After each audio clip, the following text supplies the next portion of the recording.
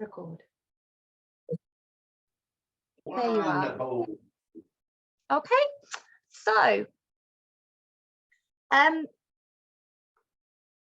just looking at my script here, Wayne. I make sure everybody's got a script. Yeah, we have, yes. So first of all, I would like to hand over to Wayne, who's going to introduce memorabilia first of all. So Wayne, can I hand over to you, please? Absolutely. Right. Hi and good morning. I'm Wayne, and my first role is to introduce and explain what, who, and why is memorabilia.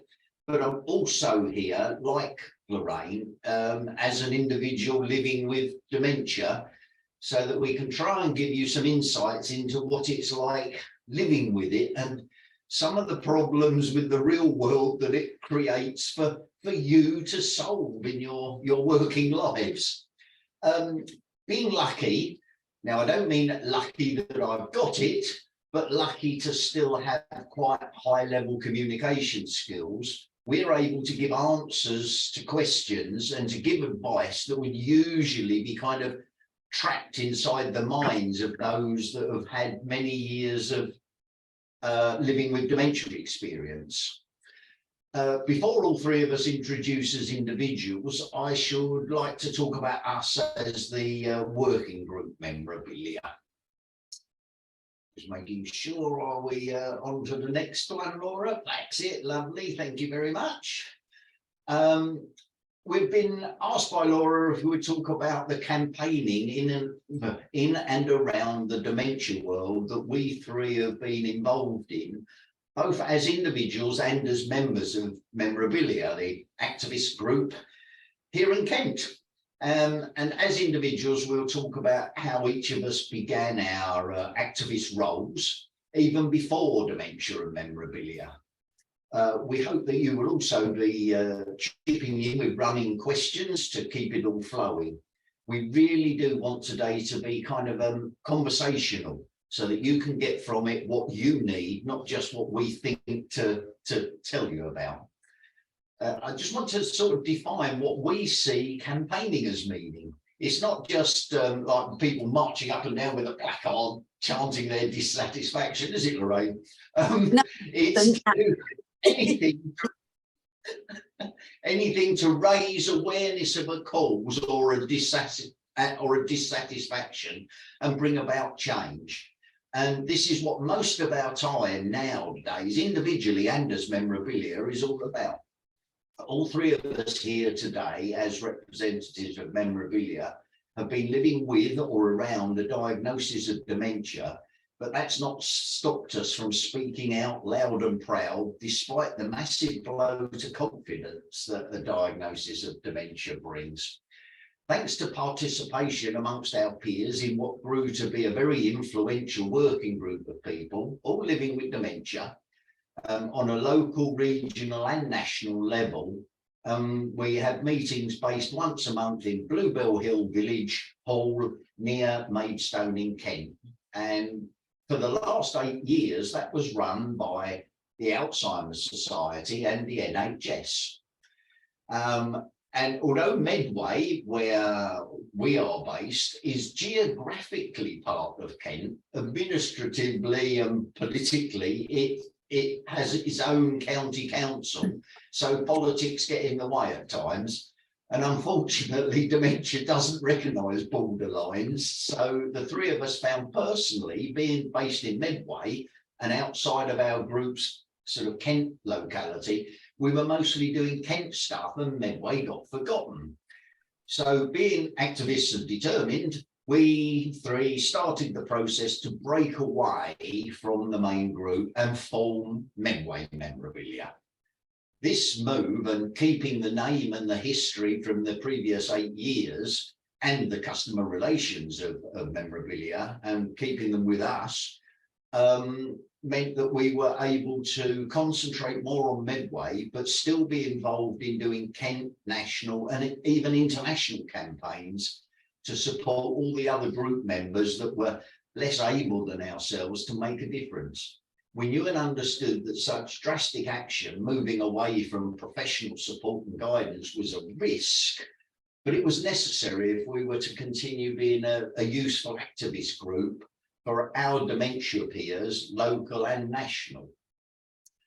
We had unfortunately completely lost faith in the leadership and organisational skills of the professionals that were facilitating and supporting our group at Bluebell Hill.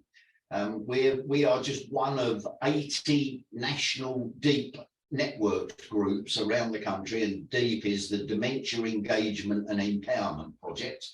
But we are also one of the leading activist groups. A little bit sort of ego tripping there, but it's fact. The main emphasis of any of our campaigning then and now is to help protect our long-term individual needs and futures by making Medway and the world more dementia aware, friendly and usable for all our dementia peers. And by doing that within businesses, services, councils, government, education, health, social services and recreation, we're improving the life for all residents, with or without dementia. We want to help you help others while we still can, and make our world a safer, more welcoming place to live, visit and to shop. We do these things via talks, teaching, videos, research, interviews, news items, legacy events, fundraising, dementia awareness sessions, advisory panels, staff interview panels, mystery shopping visits and other avenues that will come to light today as we move along. All I'm trying to show is that we see campaigning opportunities in far more places than just standing up and shouting with placards, but that has happened as well. Enough from me for the moment, unless you have any questions so far. Back to Laura. Thank you, Wayne. Sorry, just taking myself off of mute. Thank you very much. That's amazing. Does anybody have any very quick questions from the students? Any quick questions? Please put your hand up if you do. No? Okay, then in that case, we'll move on to Lorraine. So Lorraine, would you like to, oh, I'm going to play a video, I believe. Is that correct? Yeah. So I'm going to start the video.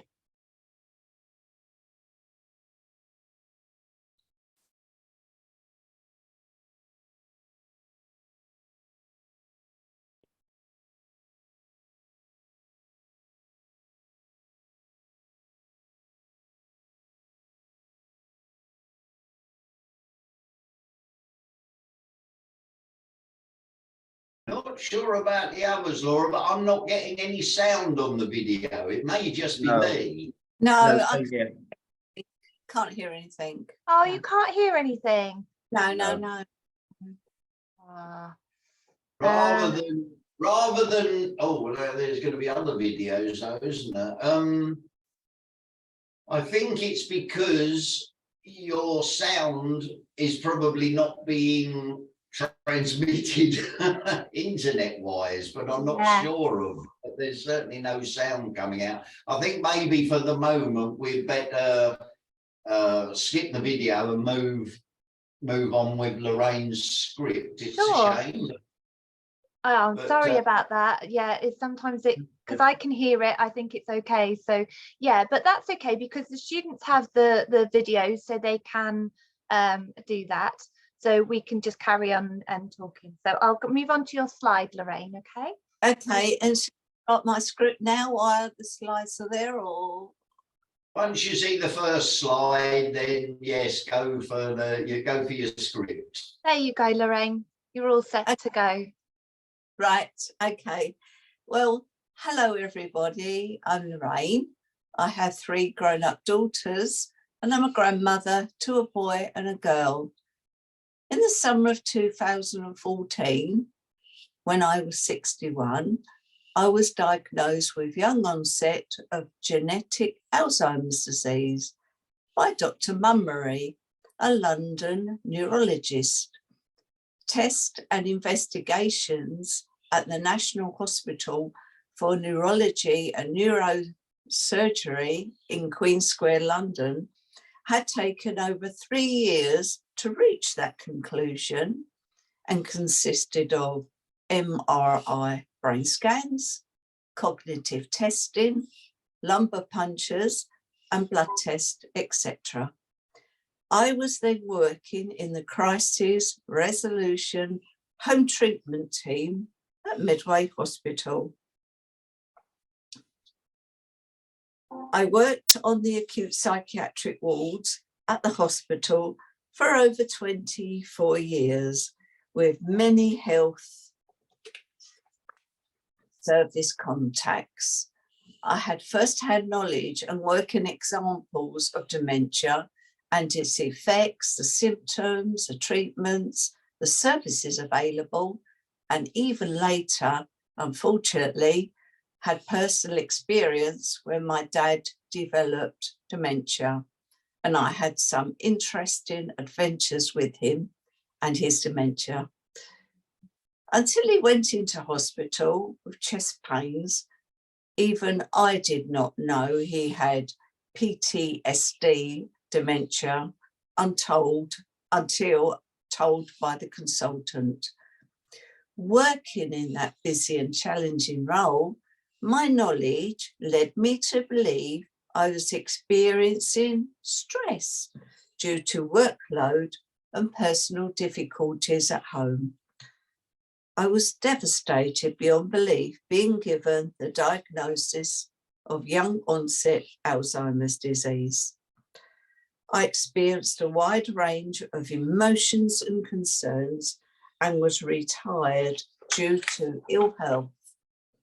Not my decision, but one made for me by my managers, occupational health consultant, and the human resources for Kent and Medway Partnership Trust, NHS. I did not choose to have dementia or give up a job that I loved. So why was it made so tough for me? My role should have been adapted, and I should have still been making a valuable contribution to NHS and society. However, nobody asked me what I still felt able to do. I remember my first step entering my journey living with Alzheimer's. I went along to my local Alzheimer's Society run dementia cafe, which is still happening each 2 weeks at Parkwood, St Paul's Church.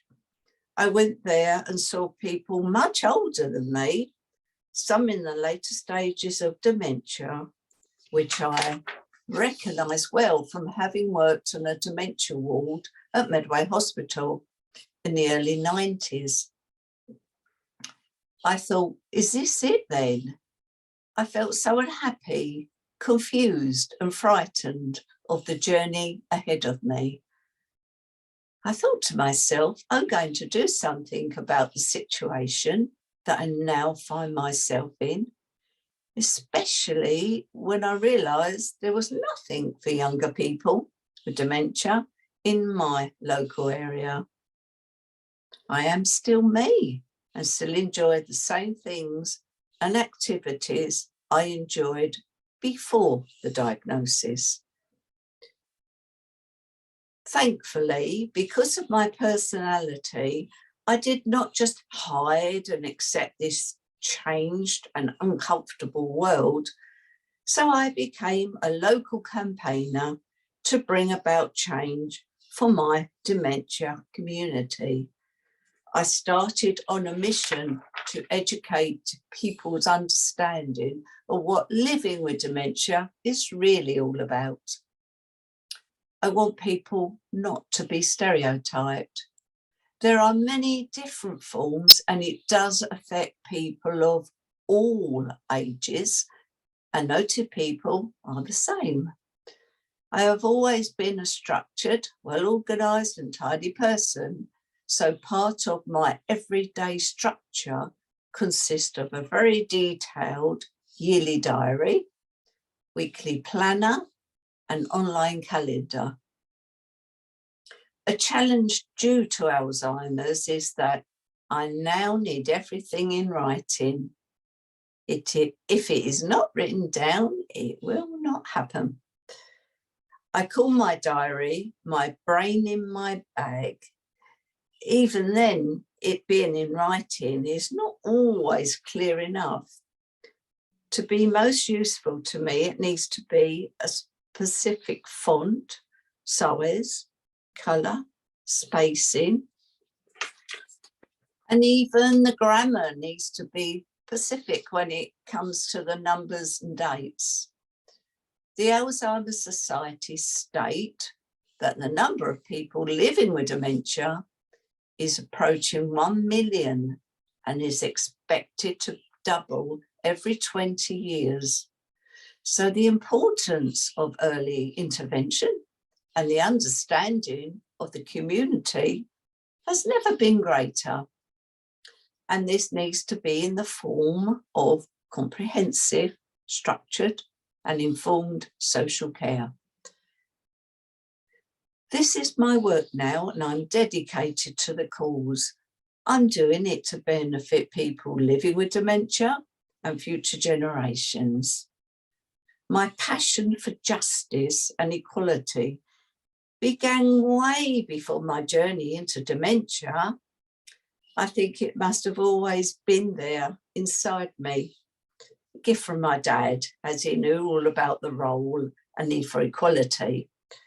The first steps that I recall into the world as a campaigner were on the steps of Hackney Town Hall, parading with my friends in a protest to banning the bomb.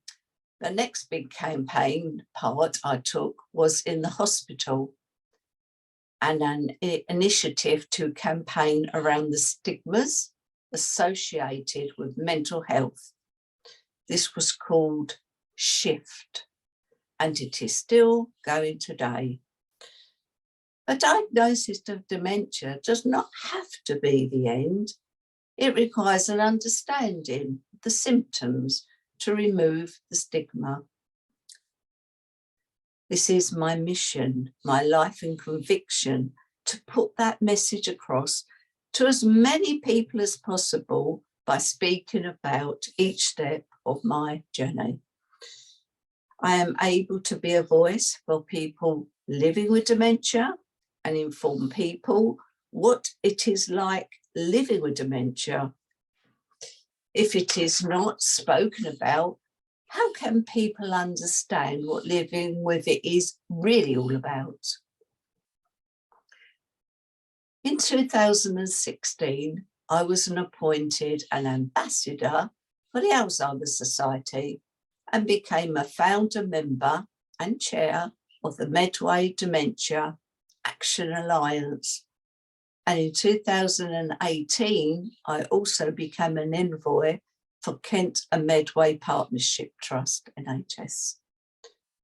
But I have recently needed to resign from that role due to my changing condition. During 2019, I became an ambassador for Stepping Out, the disabled branch of Sports England that promotes the use of outdoor spaces for people living with dementia and their carers.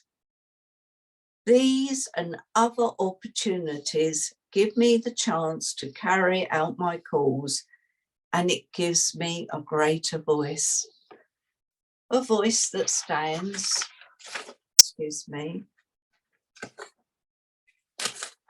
a voice that stands for justice and equality, to provide patience, understanding, and a better environment for all people living with dementia. I have been given the chance to do national TV and radio interviews. There have been articles and interviews in the newspapers and magazines, including the New Scientist magazine, The Times, and most recently, Prima magazines. They interviewed me about the truths of living with dementia. And on that note, in front of me, I've got lots and lots of detailed information for afterwards, if you would like to know a little bit more about these activities that I'm engaged with. I've spoken at many different events around the country about my dementia. I call it my dementia because although now classified as an invisible disability, everybody has their lives affected in different ways and needs to be seen as individuals. No two people living with dementia are the same, which needs to be addressed and implemented. Any views I give are my views based on my experiences and my ways of finding solutions.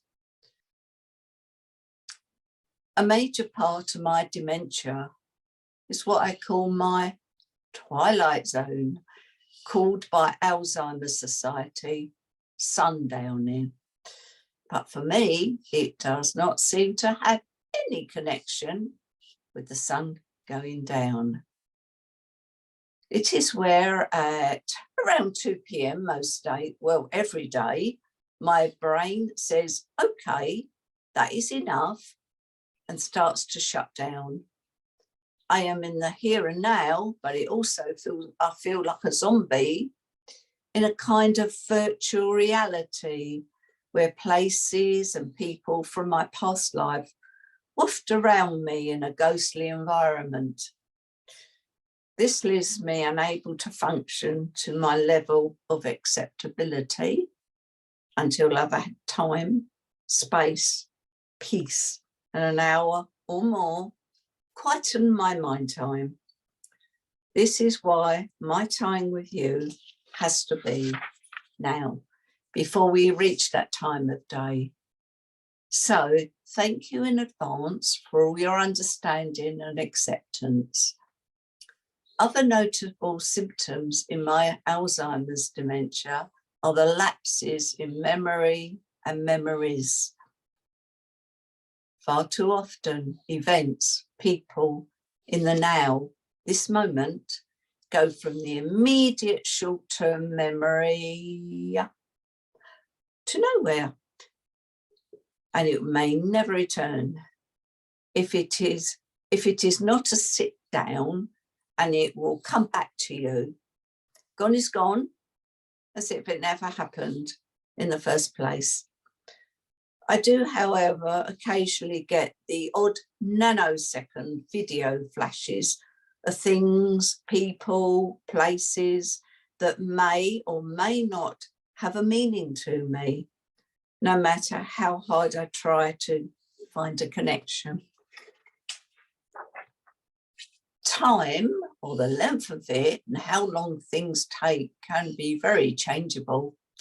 Almost every morning, I carry out the same routines in the same way, at the same times, but one day it would take about 1 hour, and another day it could take 2 or even more hours. I do the same things in the same ways, but I cannot explain why it is different. Some of my most difficult daily issues are with numbers and money. At times, not always, I can look at coins or even notes, and they have no definable values. This makes the person with dementia very vulnerable whilst trying to carry out their independent lives. And dates, you must be specific. Give me the day, date and time of any event, not just say the morning of each third Wednesday.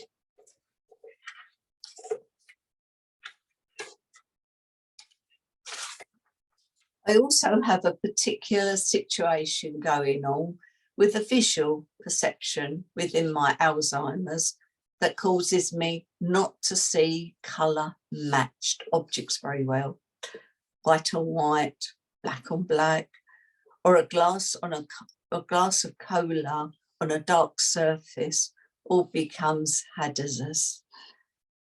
My individual solution for this, so that my dementia does not show in public, is that I cleverly hold my hand below the cup or glass or mug and use the back of my hand to know where the table is situated. You can help by not using a white mug on a white table at dementia cafes, or have a coloured serviette I can place under it. I would now like to give the rest of my time to welcome any detailed questions you may have for me. Thank you. Your questions, please.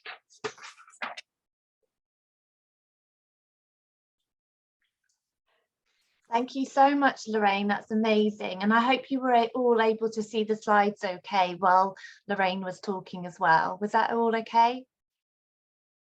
Were you able to see the slides? Brilliant. Thank you so much. That's great. So as you can see, I don't know if you saw the pop-up, but we have 10 minutes, just under 10 minutes now for our remaining time on Zoom. What I would like to do is to ask if anyone has any questions for Lorraine, because we do have a little bit of time before we go over to the next the Zoom call. Yes. Precious? Hi, Yeah. Precious. Please Okay. ask your question. Yeah. Hi, Lorraine. Thank you very much for sharing. It's so interesting. My question is, what was your experience in your workplace with your employers and your other colleagues after receiving the diagnosis of dementia, and how could this be improved? Yes. As I said in my speech, the conclusion came back after 3 years, up and down to Queen Square, London, and I live in Kent, so quite a journey. In that time, I was on amended duties, a creative role within the team, which was very useful and productive, but my colleagues were excellent. They knew something was going on. They suspected dementia. I didn't. And the ending was pretty poor, actually. On the very same day, I had all my notes, my case notes, transferred from London to Kent. I went and saw my local neurologist in the Medway Hospital where I work. He confirmed a diagnosis of dementia. I was with my eldest daughter, and then just a few doors away in the crisis team where I worked, HR were waiting for me to be given the sack.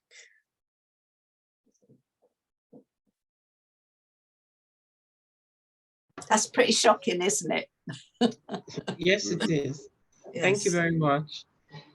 Yeah. Thanks, Lorraine. It is very shocking, and also because your employers are the NHS as well. They were, yes. Yeah. So the very people that we think might be a bit more understanding of these situations. But this was 9 years ago, so with Memorabilia and I, and independently, and others like me, we've been challenging and we've been trying to put the workplace right, really, where employment is there for people with younger dementia. Yeah. Thanks, Lorraine. Does anyone else have any other questions? Oh, Wayne, you would like to speak.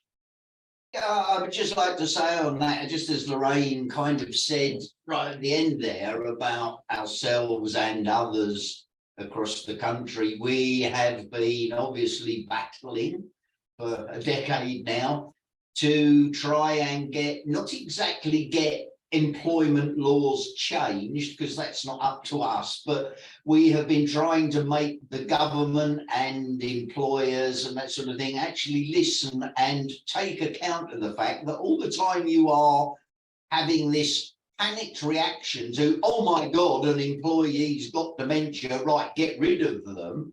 you are losing vast amounts of experience, vast opportunities there, and slowly, employers are now doing what they did for Lorraine before she got the diagnosis, putting them on amended duties, changing their jobs slightly to keep that employee, keep all that experience until they reach either the point of not being capable anymore or reaching the point of retirement. Whereas, like I say, only 9-10 years ago, it was this knee-jerk, oh my God, get rid of them, you know, they've got this horrible dementia thing. Just in this short amount of time, seeing as we're talking about leadership and campaigning today, I think it's very valid what Lorraine has said there about these changes are happening in the background. So it's the future is looking good from that point of view. That's very reassuring. Thank you, Wayne. And I'm glad to hear that for people that are maybe experiencing those events at you know, in the current time. So that's great. I'm mindful of time. We've got 2 minutes before the end of this particular session. So I'm sorry about the video, but it's probably you know, something that Wayne has been looking into since I see from the chat. So Wayne, do you want to try something very quickly? Please Yeah, do. when we come back in right at the beginning, so before we go to Rick, I'd just like to try something there, because what I'm trying to do is to put the video feed, actually telling it to go through the microphone. So we'll see if that works. Because I've got a copy of all the videos, if that works, I'll take over the shared screen each time we're going to do a video bit. I'm not convinced it will work, because there's obviously something happening in the background there, but Yeah. we're not going to be losing time, because I'm putting it in, trying to do the test at the beginning of the next section. Sure, no worries at all. And